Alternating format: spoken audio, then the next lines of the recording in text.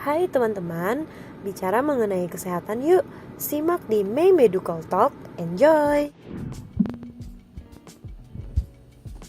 Kali ini kita akan bicara mengenai alur pelaksanaan vaksin COVID-19.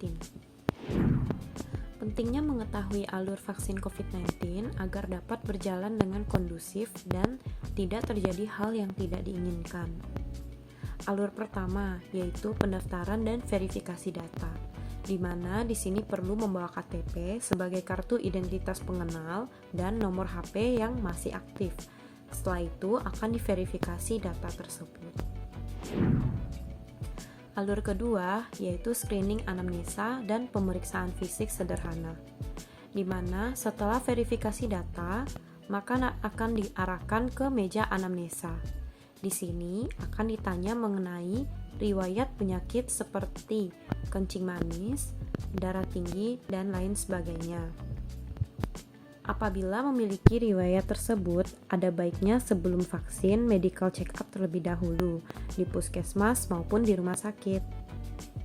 Kemudian, setelah dilakukan anamnesa, akan dilakukan pemeriksaan sederhana, seperti mengukur tekanan darah dan pengukuran suhu tubuh.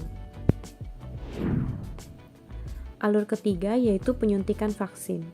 Setelah dinyatakan dapat menerima vaksin, maka akan mengantri untuk dilakukan penyuntikan vaksin. Penyuntikan akan dilakukan pada lengan atas, oleh sebab itu diharapkan untuk memakai pakaian yang mudah menaikkan lengan baju.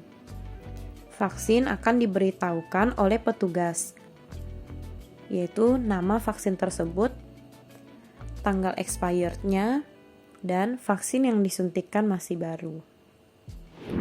Alur keempat adalah pencatatan jenis vaksin dan vaksin keberapa, yaitu di mana petugas kesehatan akan mencatat jenis vaksin, tanggal pemberian vaksin, dan vaksin keberapa. Bila vaksin pertama, maka akan diberikan keterangan untuk dilakukan penyuntikan vaksin kedua pada tanggal berapa dan jam berapa. Pastikan mendapat 2 dosis vaksin, pertama dan kedua. Biasa jaraknya itu sekitar 2-4 minggu untuk memperoleh kekebalan yang maksimal.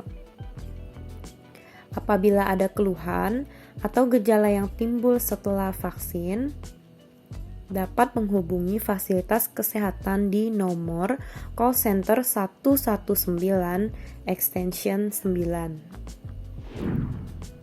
Alur kelima adalah penerima menunggu selama 30 menit untuk memantau kejadian pasca imunisasi. Setelah dilakukan penyuntikan, diharapkan jangan dulu pulang. Harus menunggu di ruang karantina selama 30 menit untuk melihat apakah ada kejadian ikutan pasca imunisasi. Tidak hanya vaksin COVID-19 sebenarnya, kejadian ikutan pasca imunisasi atau KIPI juga dapat terjadi pada segala pemberian vaksin. Gejala yang dapat timbul berupa demam, nyeri kepala, nyeri daerah suntikan atau bengkak, lemas, dan juga mengantuk. Alur keenam yaitu penerima vaksin mendapat kartu vaksin. Setelah karantina 30 menit, maka akan dipanggil kembali dan diberikan kartu vaksin ini. Kartu ini tidak boleh hilang, disimpan dengan baik sebagai tanda bahwa sudah menerima vaksin dengan lengkap.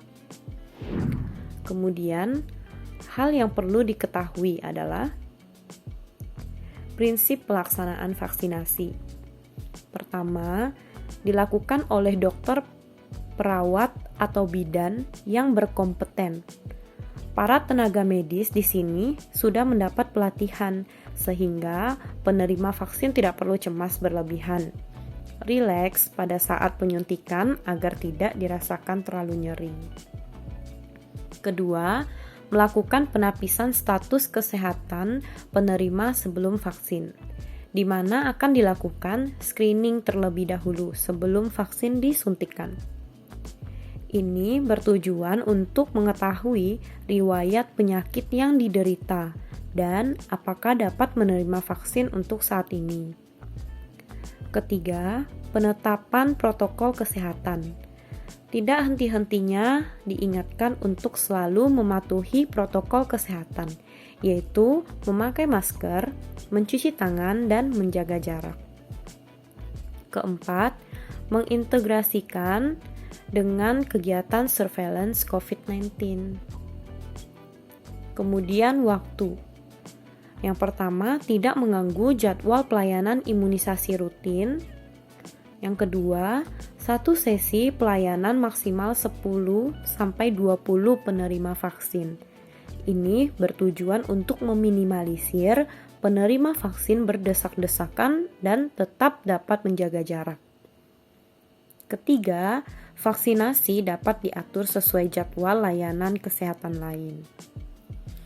Kemudian yang terakhir yaitu syarat ruangan, di mana ruangan harus luas, bersirkulasi udara baik, desinfeksi secara berkala, tersedia fasilitas cuci tangan dan hand sanitizer, jarak meja pelayanan 1-2 meter, dan disediakan kursi tunggu berjarak 1-2 meter. Semoga bermanfaat. Terima kasih.